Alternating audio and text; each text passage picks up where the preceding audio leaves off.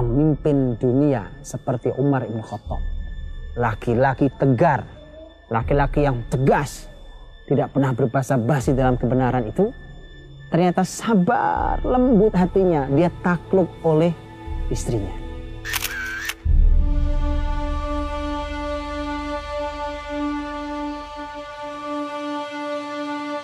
Mari kita lihat sebuah kisah yang ini dikisahkan, dinukilkan di dalam kitab yang ditulis oleh Asy-Syablanji Al-Misri dalam kitabnya Nurul Absar, dan juga Hasyiah Al-Bujairimi.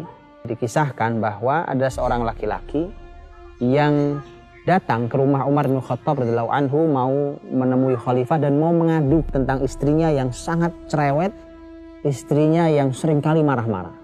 Kemudian begitu sampai di depan rumah Umar, dia hendak mengetuk pintunya, ternyata dia mendengar bahwa istrinya Umar pun sedang marah-marah pada Umar. Maka laki-laki itu pun pergi. Tentu kita semua tahu apa yang ada dalam hatinya. Dan inilah yang nanti diungkapkan ketika Umar keluar dari pintu rumahnya, kemudian mengejar laki-laki itu dan mengatakan, saudaraku, nampaknya kau perlu dengan saya. Dia bilang, iya, saya ingin mengadukan tentang istri saya yang sering marah-marah pada saya. Tetapi saya juga mendengar istrimu juga marah padamu, maka apa gunanya saya mengadu pada kamu? Kalimat Umar luar biasa. Ini pelajaran mahal buat para ibu, buat para wanita. Kalimat ini menarik sekali. Umar mengatakan, fa innaha tabakhah li ta'ami wa khabbazah li khubzi wa ghassalah li thawbi wa radda'ah li waladi. Ada 4. Mengapa saya sabar terhadap istri saya? Karena dialah yang memasakkan makanan saya. Dialah yang membuatkan, mengadoni sampai memasakkan roti saya. Dialah yang mencucikan pakaian saya. Dan dialah yang menyusui anak-anak saya. 4 hal ini. Mari kita ulang. Dialah yang memasakkan makanan saya. Dan dialah yang membuatkan roti untuk saya. Ini urusan dapur. Dialah yang mencucikan pakaian saya. Ini urusan sumur. Dan dialah yang menyusui anak-anak saya. Ini sebenarnya kalau dalam bahasa kita ini bagian dari urusan kasur. Jadi urusan sumur, dapur, kasur bukan hal yang sederhana. Tidakkah ini jadi pelajaran buat para ibu? Tidakkah ini menjadi renungan buat para bunda? Bahwa ternyata sumur, dapur, kasur kemuliaan bagi Anda. Sumur, dapur, kasur itu yang membuat Umar sabar bahkan dengan semua kekurangan istrinya. Bahkan sabar saat dimarahi istrinya. Dan kalimat penutup Umar pada laki-laki itu adalah, sabar saudaraku, karena itu hanya sesaat kemudian hilang. Kemarahan meluap itu biarkan, setelah itu kemudian dia akan pergi dan hilang. Sabaran itu. Dan berapa banyak hari ini laki-laki, apalagi dia pemimpin kepala rumah tangganya, kemudian ketika melihat kesalahan istrinya atau istrinya yang marah, maka dia lebih marah dari itu semua.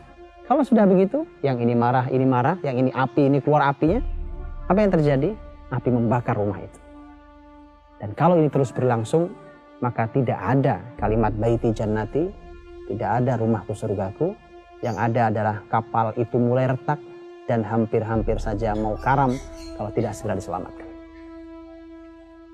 Para bunda, para ibu yang seharusnya juga kita tadaburi dari kalimat ini, sebenarnya adalah langsung firman Allah Subhanahu wa taala. Melihat ayat ini, mentadaburi ayat ini, sebenarnya kita khawatir sekali karena ayat ini adalah ayat yang sangat sering kita tolak. Ketika Allah berfirman dengan sangat jelas di dalam surat Al-Ahzab ayat 33. Allah berfirman, waqarna fi buyutikun wala tabarrajna tabarrujal jahiliyatil ula. Menetaplah kalian para wanita di rumah-rumah kalian dan jangan berpenampilan tabarruj, penampilan jahiliyah. Kalimatnya sangat jelas, waqarna fi buyutikun. Menetaplah kalian di rumah-rumah kalian. Artinya bahwa wanita tempatnya memang di rumah. Ini yang dicoba untuk peradaban hari ini, untuk digiring para ibu keluar dari rumahnya masing-masing. Dengan semua alasannya. Dengan alasan ekspresi ilmu di masyarakatnya. Dengan alasan bahwa wanita juga punya hak yang sama dengan laki-laki. Dan seterusnya. Tapi kita lupa. Walaysa dzakaru kal untha. Laki-laki tidak sama dengan perempuan. Maka dari itulah hak dan kewajiban mereka pasti ada yang tidak sama. Karena tidak sama itulah maka ternyata Allah yang Maha Tahu dan Allah telah meletakkan bahwa ternyata tugas para wanita adalah di rumah mereka, tanggung jawab pertama mereka. Maka bukankah sudah saatnya kita dan keluarga kita mulai merenung, mulai mentadaburi apakah ini salah satu yang menyebabkan keluarga kita bermasalah?